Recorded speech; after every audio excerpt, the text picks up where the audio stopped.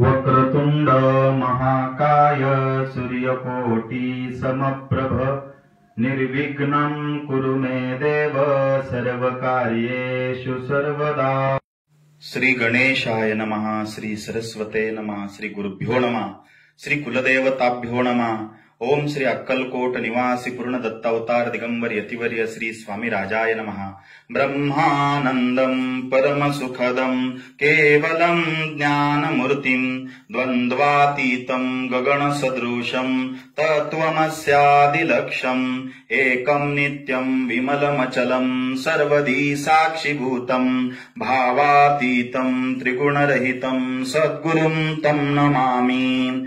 गुरुर्ब्रह्मा गुरुर्विष्णु गुरुर्देवो महेश्वरा गुरुर्साक्षात् परब्रह्म तस्मै श्री गुरुवे नमः।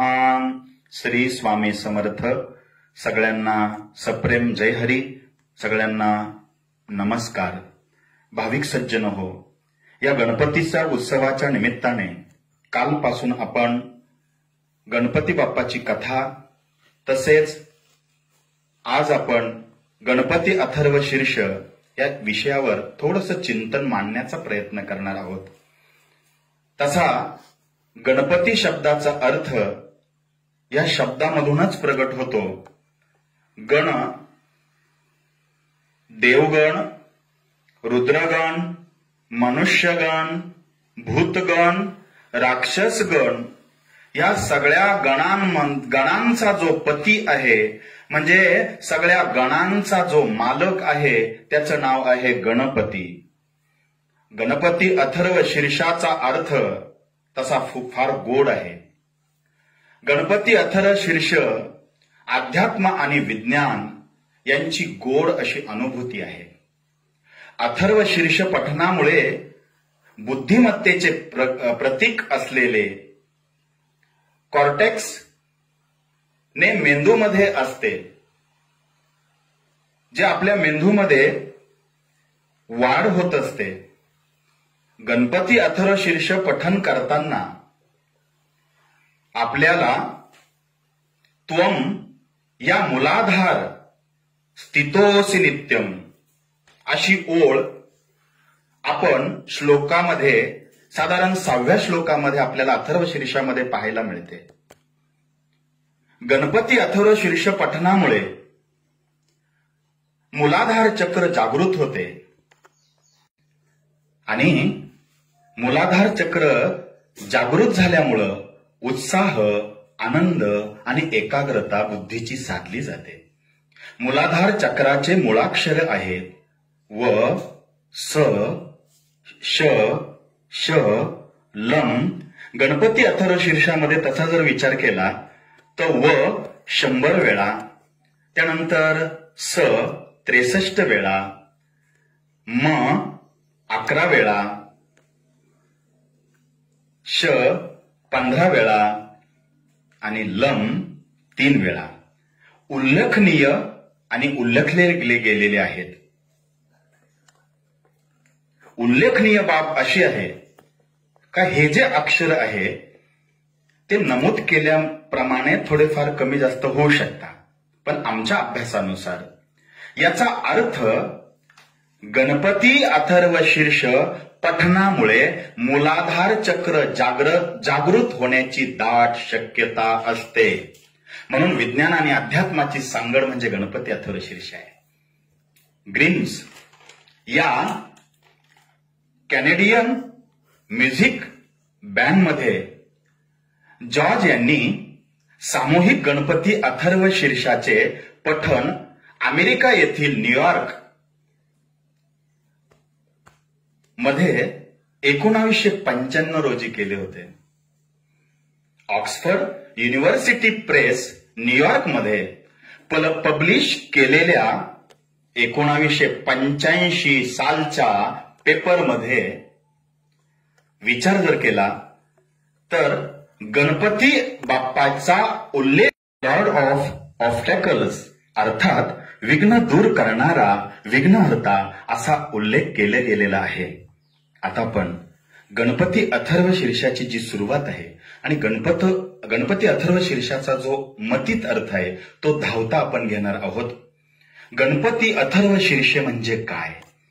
थर्व म्हणजे हलणारे आणि अथर्व म्हणजे न हलणारे. शीर्षम म्हणजे काय?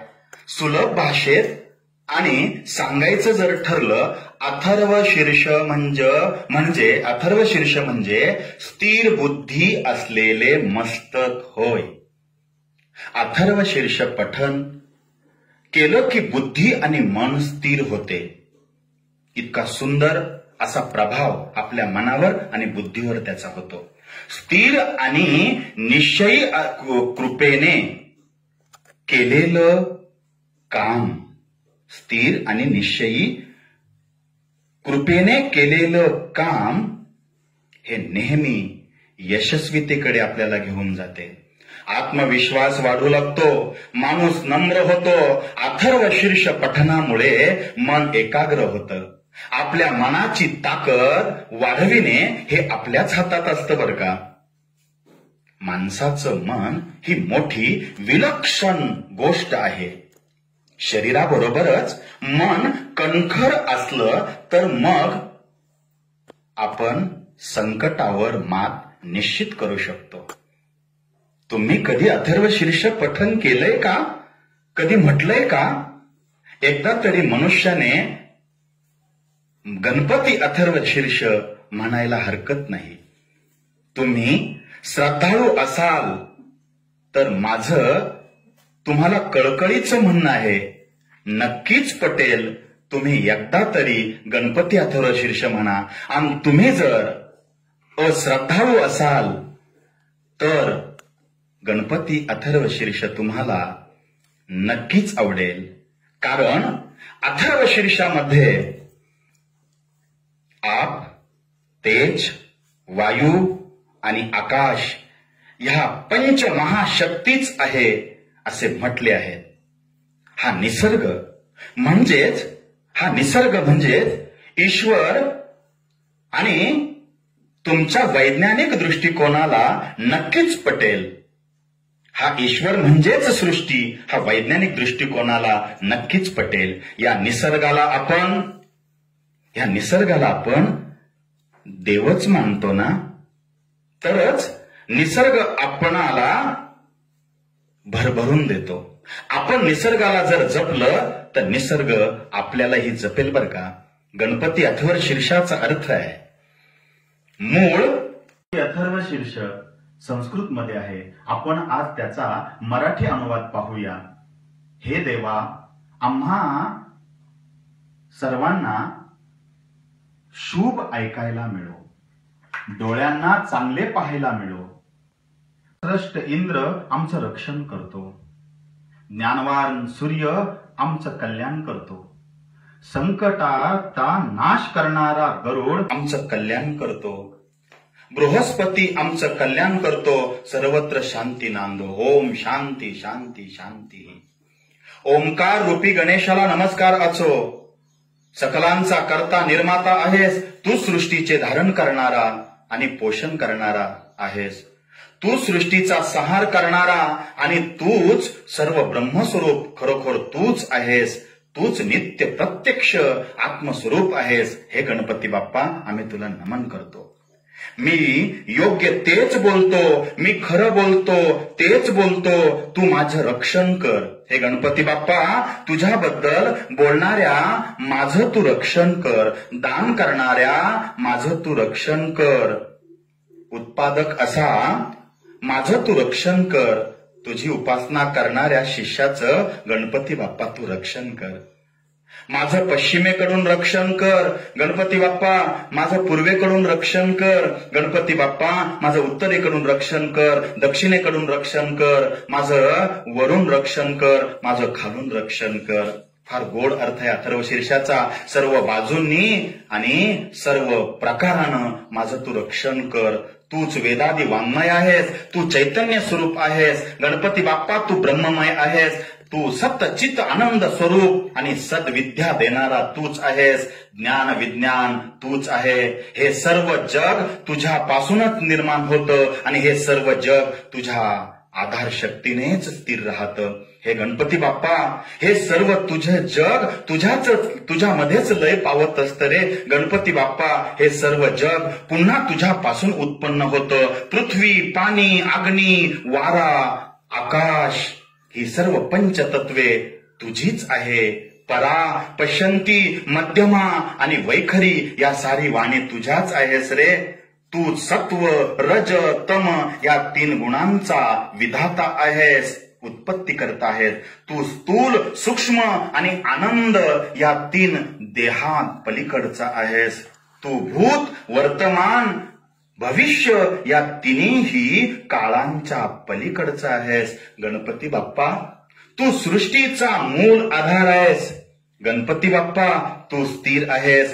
तू उत्पत्ती, तू स्थिती, तू लय या 3ही शक्तींच्या पलीकडचा आणि योगी लोक नेहमी तुझं ध्यान करतात. गणपती बाप्पा, तूच ब्रह्मा, तूच विष्णू, तूच रुद्र, तूच इंद्र, तूच भूलोक, तूच भूरलोक, तूच स्वर्गलोक, तू ओम हे सर्व तुझेच रूप आहेस.